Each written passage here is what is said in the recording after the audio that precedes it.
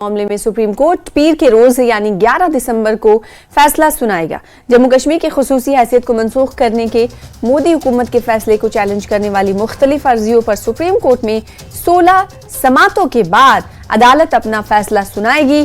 5 सितंबर को इस केस की समाअत मुकम्मल हुई थी और अदालत ने फैसला महफूज रख लिया था। अर्जी गुजारों ने जम्मू कश्मीर तंजीम नौ कानून को भी चैलेंज किया है। उसके तहत रियासत जम्मू कश्मीर को जम्मू कश्मीर और लद्दाख यूटीज में तकसीम किया गया था। अर्जी गुजारों में नेशनल कॉन्फ्रेंस और दीगर तंजीमों और शख्सियात शामिल हैं। वाज़ेह है कि चीफ जस्टिस ऑफ इंडिया की सरबराही में 5 जजों की आईनी बेंच ने इस मामले की सुनवाई की और अब उनके फैसले का सबको इंतजार है।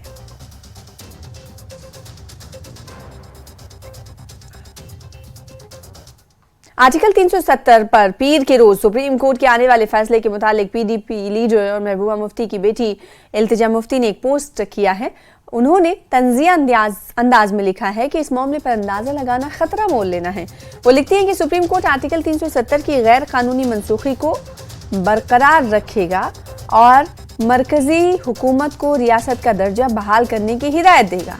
साथ ही इंतखाबात के जरिए जमहूरियत की बहाली की गैर वाज़ेह खद्दोखाल भी तय होंगे।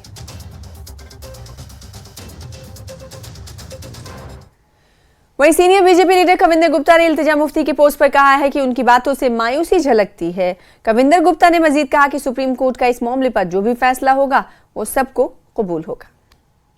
Deputy chief minister Kavinder Gupta हमारे साथ मौजूद हैं। कविंदर जी, जिस तरह से एक ट्वीट भी आया है इल्तिजा मुफ्ती का, हालांकि 11 तारीख को इस पे जो सुप्रीम कोर्ट है अपनी जो सुनवाई है वो करेगा, अपना जो फैसला है वो सुनाएगा, लेकिन उससे पहले जो इल्तिजा मुफ्ती है उनका ये ट्वीट आना कि वो गैस लगा सकती हैं कि जो 370 को एब्रोगेट किया गया था उसको अपहोल्ड किया जाएगा और यहाँ पे जो इलेक्शन करवाए जाने हैं उसके लिए जो है जो उसकी रूपरेखा है वो तय की जाएगी। इस तरह के गेस लगाना जबकि अभी इस पे फैसला आना है, कहां तक सही है? देखिए, जहां तक ये फैसला आने का अनुमान है कि 11 तारीख को ये फैसला आ रहा है। भारतीय न्याय व्यवस्था पर हमें विश्वास है।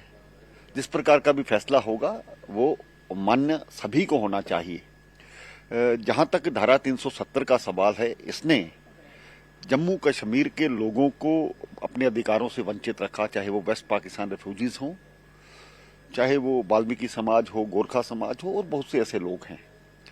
तो कुल मिलाकर के उसको तोड़ करके भारतीय जनता पार्टी की सरकार ने अधिकार दिए थे। उसके बाद जो याचिकाएं समय समय पर आती रही, उन्होंने उसके खिलाफ है। जो वर्डिक्ट आएगा वो हमें मान्य होगा। माननीय सुप्रीम कोर्ट भी समझता है कि संवैधानिक व्यवस्था के अनुसार सभी को अधिकार मिलने चाहिए। बाकी इसके साथ साथ जो अभी इल्तिजा मुफ्ती का जो ट्वीट है, ऐसे में वर्डिक्ट से पहले एक उन्होंने अपना गेस लगाया, उस गेस को कहां तक आप सही मानते हैं? चलो, अंदाजे कोई लगाता है तो उसमें कोई फर्क नहीं पड़ता, लेकिन हमें उम्मीद है कि हमने जो धारा 370 को तोड़ा था वो सही संवैधानिक कदम था और देश के दोनों सदनों लोकसभा राज्यसभा में बहुमत से उसको पास करके तोड़ा गया था। लोगों को गुमराह करने की कोशिश आप समझ सकते हैं कि इससे पहले? देखिए, फ्रस्ट्रेशन तो स्वाभाविक बात है कि रहेगी। इस 370 की आड़ में जम्मू कश्मीर के लोगों को बहुत से अधिकारों से वंचित रखा गया और ये पॉलिटिकल दुकानदारी इसी के तहत चलाते रहे। ना तो इसका कोई औचित्य है।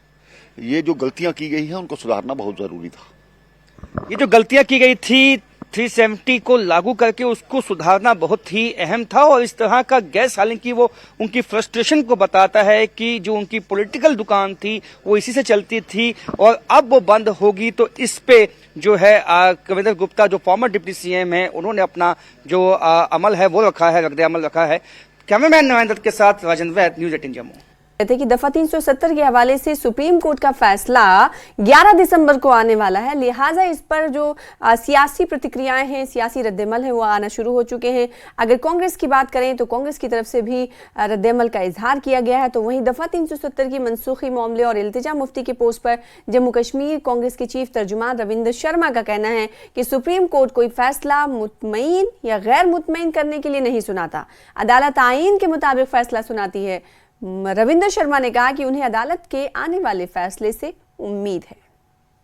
पार्टी के chief spokes person Ravindra Sharma हमारे साथ मौजूद है। 11 तारीख को वर्डिक्ट जो है वो 370 पे आने वाला है सुप्रीम कोर्ट में। आप सबसे पहले उसको आपको क्या उम्मीदें हैं, और जिस तरह से इल्तिजा मुफ्ती ने ट्वीट किया है और गेस किया है उस पर आपका क्या रिएक्शन है? देखिए, माननीय सुप्रीम कोर्ट एक रोशनी की किरण है इस देश के अंदर, खास करके जो हालात इस वक्त देश के अंदर हैं, डेमोक्रेसी के ऊपर जो हमले हो रहे हैं और जिस तरह का अथॉरिटेरियन सिस्टम है उसके खिलाफ एक सुप्रीम कोर्ट ही आखिरी उम्मीद है। और जुडिशरी जो है उसने हमेशा जो है रूल ऑफ लॉ को अपहोल्ड करने का प्रयास किया है। इसलिए हम उम्मीद करते हैं कि कॉन्स्टिट्यूशनलिटी पे काफ़ी लंबी बहस और डिटेल्ड आर्गूमेंट सुने हैं सुप्रीम कोर्ट ने, और जो भी जजमेंट होगी वो मुझे लगता है कि वो कानून और संविधान के बराबर होगी और लोगों को राहत देने का भी प्रयास होना चाहिए और होगा।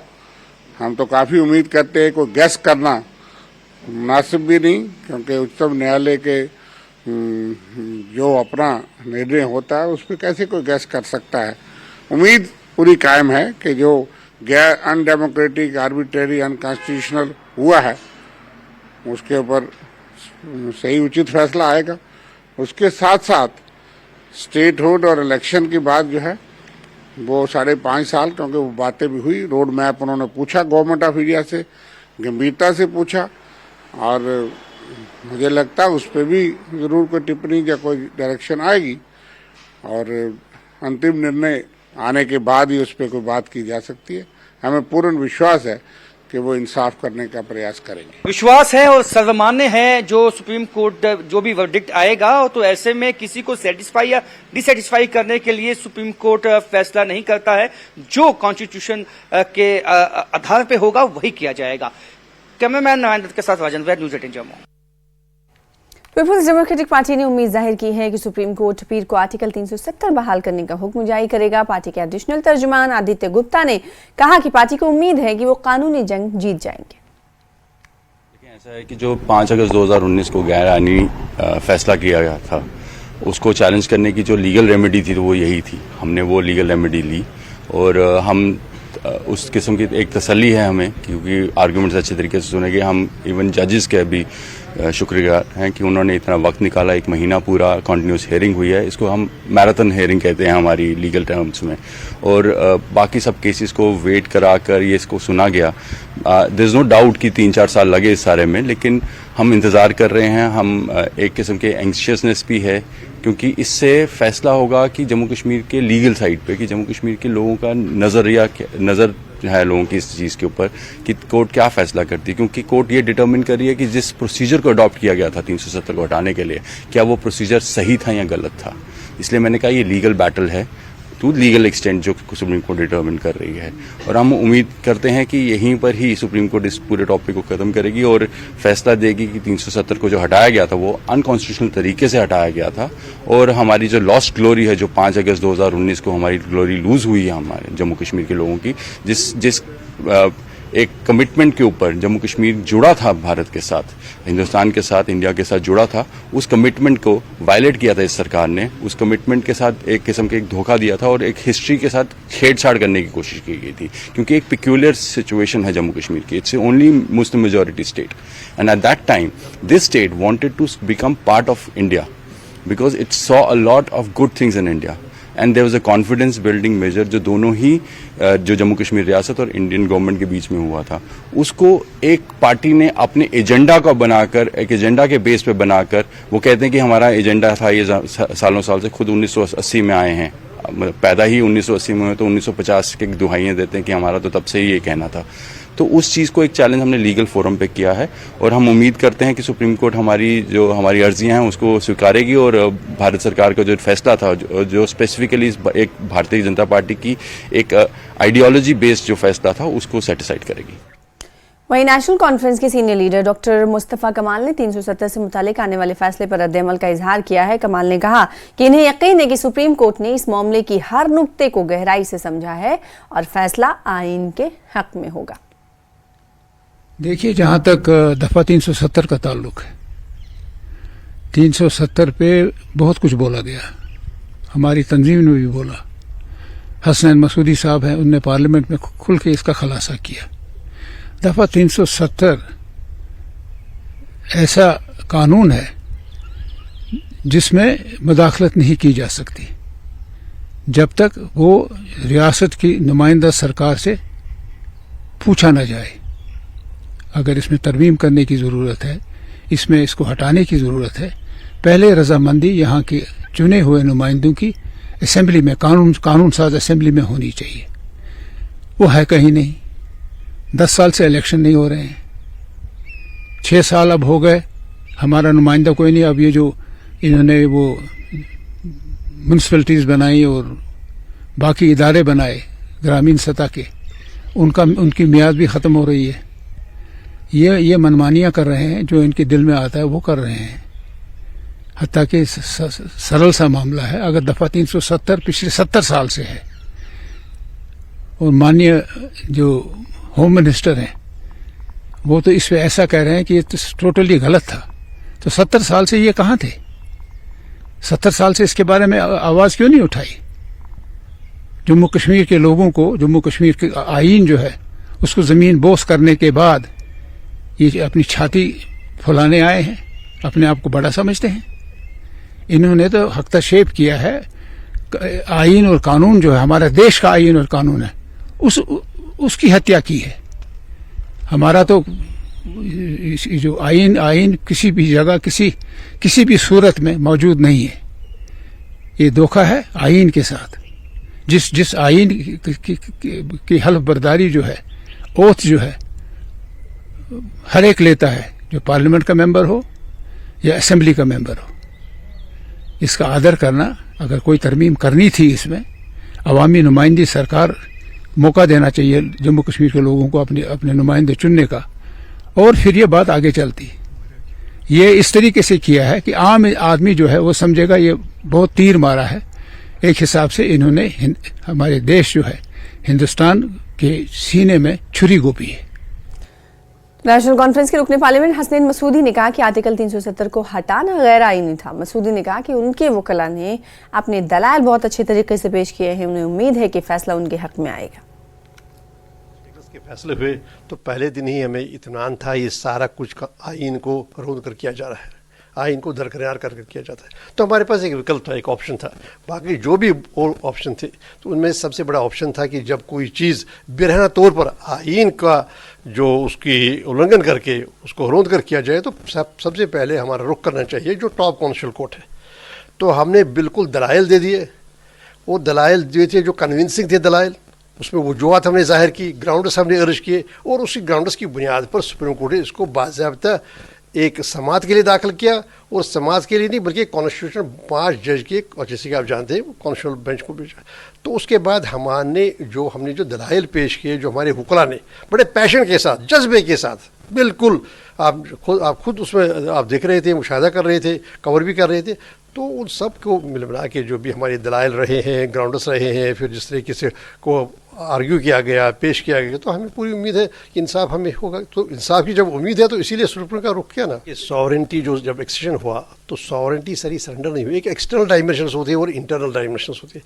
जैसे हमने जो इलाक़ किया था वो डिफेंस पर, हमारा फॉरेन अफेयर्स पर और कम्युनिकेशन पर हुआ था। बाकी सारे यही 370 के बाकी सारे मामले जो है जम्मू कश्मीर को आइन के तहत दिए गए कि जम्मू कश्मीर असेंबली का इन पर इख्तियार होगा, माँ सिवाय इन 3 की। तो इसको कहते हैं एक्सटर्नल सॉवरेंटी। और इंटरनल जो वाज़े किया गोपाल सुब्रमण्यम ने और फिर राजीव धवन ने, तो जो दलाइल दी है आप देखेंगे, जब हमारे दलाइल का आप मुशाहिदा करेंगे, क्योंकि अब ऑनलाइन है, अब सब यूट्यूब पर मौजूद है, तो कोई कन्विंसिंग जवाब दे नहीं पाए सरकारी वकला जो मुखालिफिन थे उनका। और ये नहीं कि सिर्फ जम्मू कश्मीर नेशनल कॉन्फ्रेंस का एक पिटिशन था। आप देखिए राधा कुमार और तोयब जी और हमारी पिलाई साहब जो फॉर्मर होम सेक्रेटरी, और सतीश जैकब आपके जो बरादरी के इंदर सलीम, ये सब ने कोई 10 के करीब जो है पिटिशंस की कि नहीं ये सारा जो हुआ वो बिल्कुल आईन को नज़रअंदाज करके किया गया। तो जनाब वो दलाइल उनकी कोई जमी नहीं, वो कन्विंसिंग कोई जवाब दे नहीं पाए।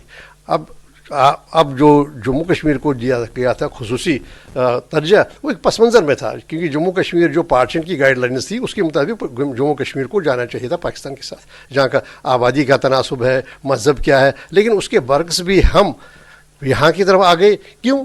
कि यहाँ पर हमें कहा गया कि आपकी शनाख्त का एहतराम किया जाएगा और यहाँ पर एक सेकुलर सोशलिस्ट एक डेमोक्रेटिक सेटअप होगा, रिपब्लिकन सेटअप होगा, यहाँ पर आवाम की सरदारी होगी। तो वो भरोसा करके हमने यहाँ का रुख किया। तो लगातार नेशनल कॉन्फ्रेंस के मुख्तलिफ लीडरों की तरफ से इजहार ख्याल किया जा रहा है। जम्मू कश्मीर नेशनल कॉन्फ्रेंस ने एक बार फिर से उम्मीद जाहिर की है कि सुप्रीम कोर्ट आर्टिकल 370 को बहाल करेगा। पार्टी के सूबाई सदर रतन लाल गुप्ता ने कहा है कि उनके वकला ने दलाल मजबूत किए हैं और सुप्रीम कोर्ट उनके हक में फैसला सुनाएगी। 370 पर सुप्रीम कोर्ट का फैसला आने वाला है मंडे को, क्या उम्मीदें हैं कि इस तरह का फैसला हो सकता है? मैं समझता हूं कि वो घड़ी जिसका जम्मू कश्मीर के लोगों को बड़ी बेसब्री से इंतजार था, वो अब आ गई है। हम तो उसका स्वागत करते हैं और पूरी उम्मीद है कि हमें पूरा इंसाफ मिलेगा। ऑनरेबल सुप्रीम कोर्ट के आगे जो हमारे एडवोकेट साहिबान ने दलीलें दी हैं, मैं समझता हूं कि ये फैसला पूरा हमारे जो इंसाफ है वो हमें मिलेगा। उधर बीजेपी के राज्यसभा मेंबर गुलाम अली खटाना ने कहा है कि क्या सिर्फ नेशनल कॉन्फ्रेंस ही आईन जानती है? बीजेपी मुल्क की एकता, सालमियत और तरक्की का विजन रखती है। उनका कहना है कि सुप्रीम कोर्ट का जो भी फैसला आएगा वो उनको कबूल होगा। भारत के कानून को, कॉन्स्टिट्यूशन को सिर्फ नेशनल कॉन्फ्रेंस ही जानती है। भारत के हित में, नेशनल इंटरेस्ट में और देश को यूनाइटेड रखने में, देश के लोगों की तरक्की के लिए और एक देश को विश्व गुरु बनाने में भारतीय जनता पार्टी विजन रखती है। बाकी सुप्रीम कोर्ट का जो भी फैसला आएगा हमारे सिर बात है।